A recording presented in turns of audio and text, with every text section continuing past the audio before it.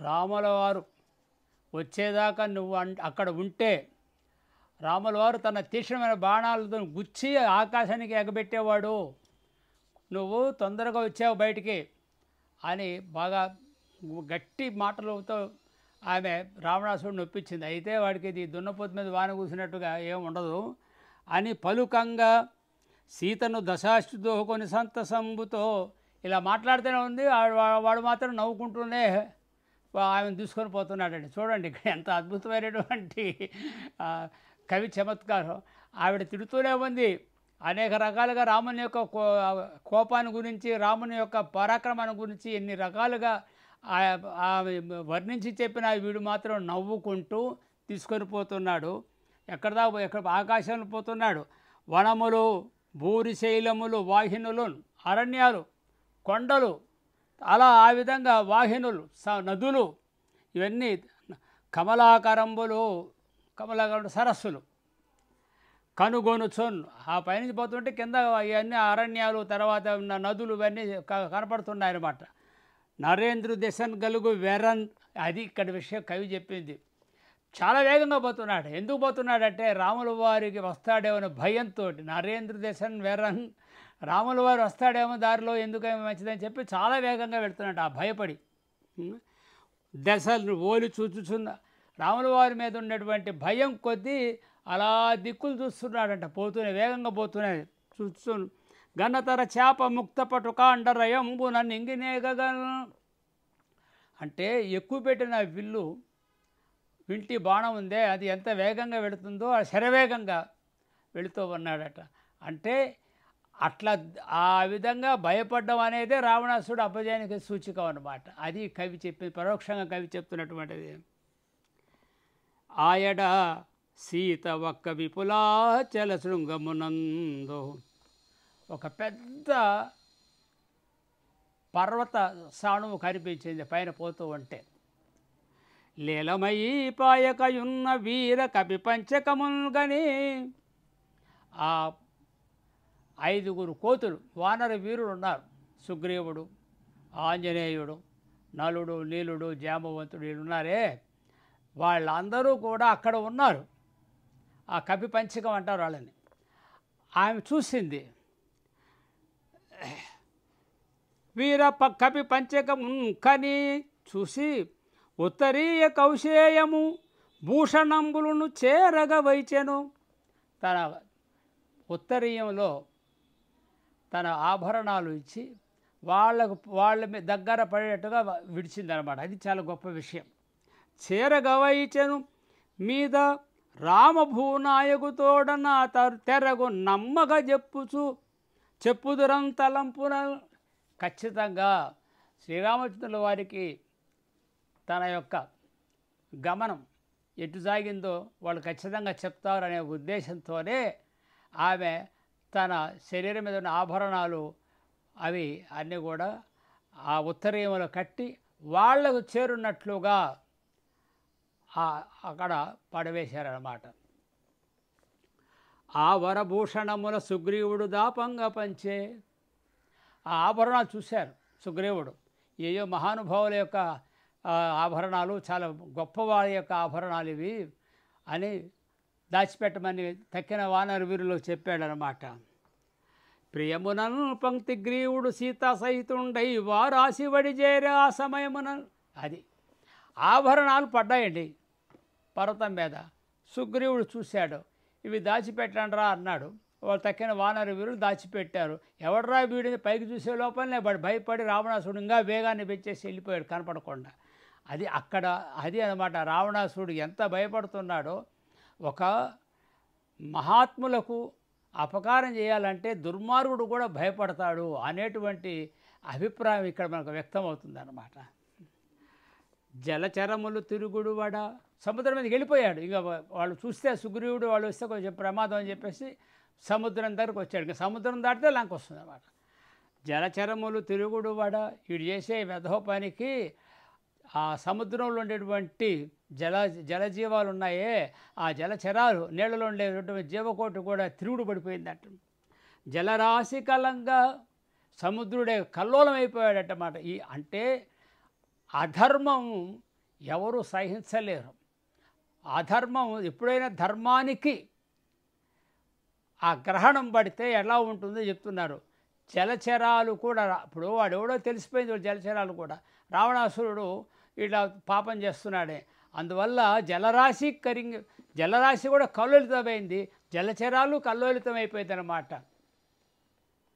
సిద్ధచారణులు నభస్థలమున ఇట్లనిరి, ఈ సముద్రంలో ఉండేవా ఈ జలచరాలు, కానీ పైన నభస్థలం అంటే ఆకాశ మార్గమున సిద్ధులు చారణులు ఉన్నారంట.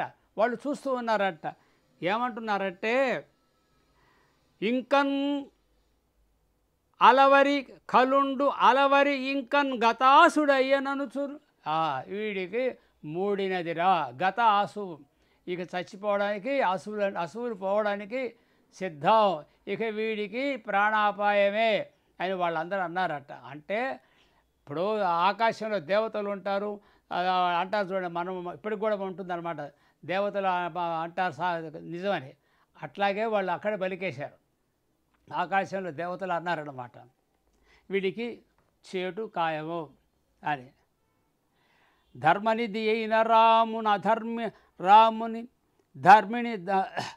ధర్మిని ఎత్తుకొని పోయే దశముఖుడింకన్, ధర్మపత్ని అయిన సీతమ్మ వారిని, రాముని యొక్క ధర్మపత్ని అయిన సీతమ్మ వారిని ఎత్తుకొని పోయాడు రావణాసురుడు. ఇంకన్ ధర్మంబు మరి అహింసా కర్మము, ఇక ధర్మేడు ఉంది, అహింస అనేది ఎక్కడ ఉంది, ఆర్జవం అంటే రుజుస్వభావము, అంటే ధర్మంగా ప్రవర్తించడమే రుజుస్వభావం అంటారు అన్నమాట. ఇంకా రుజుస్వభావం లేదు, ఏమి లేదు, అన్ని ధర్మములు అంత అధర్మమే. తగవు న్యాయం, తగవు న్యాయం ఎక్కడుంది, సీతను రావణాసురుడు చెరబట్టినప్పుడే న్యాయం చచ్చిపోయింది. కలవే లంకన్, ఆ లంకా నగరములో ధర్మము లేదు, రుజుస్వభావం లేదు, ఏమీ లేదు, సత్యము లేదు, ఏమీ లేదన్నమాట. ఇక లంకా నగరం అంతా కూడా దుర్మార్గుల మయమైపోతుంది అని అన్నారట. అనునంత రావణుండు తన పాలి మృత్యుదేవతను పోలే సీత తోడరా. అక్కడ చూడండి, రావణాసురుడు ఆమెను తీసుకొని వస్తున్నాడు. ఎట్లా ఉందంటే తన పాలుడు మృత్యుదేవతను తీసుకుపోతున్నట్టుగా ఉందంట. ఇది చాలా అద్భుతమైనటువంటి ప్రయోగం అన్నమాట. తోడరా సముద్రంబు గడిచి లంకాపురం వచ్చి సముద్రం దాటాడు, లంకానగరం వచ్చేసాడు. వివసురాలైన సీతను దించి, ఆమెను భుజాన్ని వేసుకొని ఉన్నాడు కదా, ఆమె దింపేశాడు. త్రిజట రప్పించి ఆ రక్కసితోడు ఇట్లనియే త్రిజటను పిలిపించాడు. ఆ త్రిజటను పిలిపించి ఆ రక్కసితో అంటున్నమాట, మణిగణ కద్రు కాంచన సమంచిత భూషణ తారహారములు ప్రణుత దుకూల వస్త్రములు బాసుర సౌరభ పుష్పమాలిక గణములు చందనాది బహుగంధములు మరి ఏవి గోరు ఉల్బణమతి వారిని అన్నిటినీ పైపై ఈ సతికిండు వేడుకన్. ఆ త్రిజటకు చెప్పాడనమాట. త్రిజట అంటే విభీషణుని కుమార్తె అనమాట.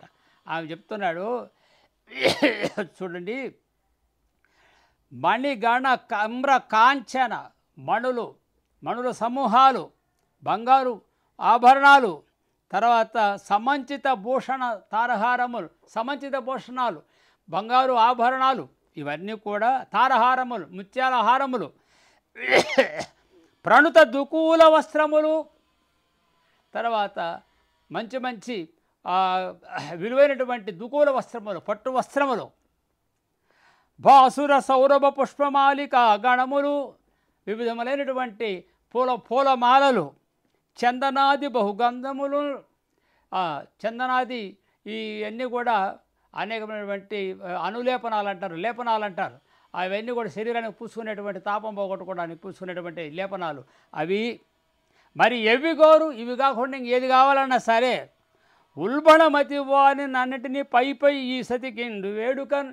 ఇట్లా మణిమయ భూషణాలు కానీ, బంగారు వస్తువులు కానీ, పట్టు వస్త్రములు కానీ, ముత్యాల హారాలు కానీ, ఆమె ఇంక ఏది కోరుకుంటుందో అది వెంటనే వెంటనే ఇచ్చేసేయండి అని చెప్పి ఆజ్ఞ జారీ చేశాడు రావణాసురుడు.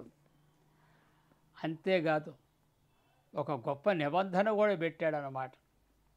ఏమిటంటే, తరుణి పురుషులలో ఎవ్వరు విమతులు వారు చూడవలదు. ఈ చెలువన్ చూడండి. ఏమ్మాయి, పురుషులలో ఎవరు దుర్మార్గులుగా ఉంటారో ఈమెను చూడడానికి వీల్లేదు, అంటే వీడియో సన్మార్గుడు అయినట్లు. అది ఆ కవి యొక్క చమత్కారం అట్లా ఉంటుంది. పురుషులలో ఎవరు దుర్మార్గంగా ఉంటారో, అంటే చెడు వర్తనులు ఎవరైనా ఉంటారో ఆ దుష్టవర్తనులు ఈమెను చూడడానికి వీలు లేదు. పరుసములాడకుడు, కఠినంగా మాట్లాడవద్దు. ఎవ్వరూ పరుసములాడకూడదు, ఎవ్వరూ కఠినంగా మాట్లాడకూడదు. పరగగ కొలువుండు, మీరు ఆమె చుట్టూ కాపులా ఉండండి. కొలువుండు కదిసి పలుకుడు ప్రియములు. ఇంక మీరు చేసిన పని ఏమిటంటే ఆయన చుట్టూ ఉండండి. చుట్టూ ఉండి మంచి మాటలు ఆమెతో మాట్లాడండి. ఎవడైనా దుర్మార్గులైనటువంటి వాళ్ళు, దుష్టబుద్ధులైనటువంటి వాళ్ళు ఆమెను చూడడానికి వీల్లేదు అని ఆజ్ఞ జారీ చేశాడు అని పలుక ఆ త్రిజటయు సీతను అంతఃపురంలోని కొనిపోయాయి.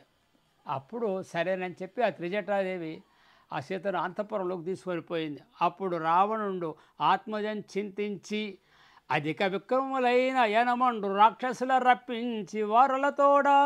అప్పుడు 8 మంది రాక్షసుల్ని, మహావీరుని పిలిచాడనమాట. వాళ్ళతో ఇట్లా చెప్తున్నాడు.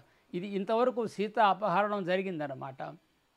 ఆ అపహరణం ఇంతవరకు రావణాసురుడు అలా సీతాదేవిని, అమ్మవారిని తన అంతఃపురంలోకి తీసుకొచ్చాడు. ఆ తర్వాత ఇంకా మార్పులు ఉంటాయి. అంతవరకు ఇదే సీతాభరణ ఘట్టం అంటారు.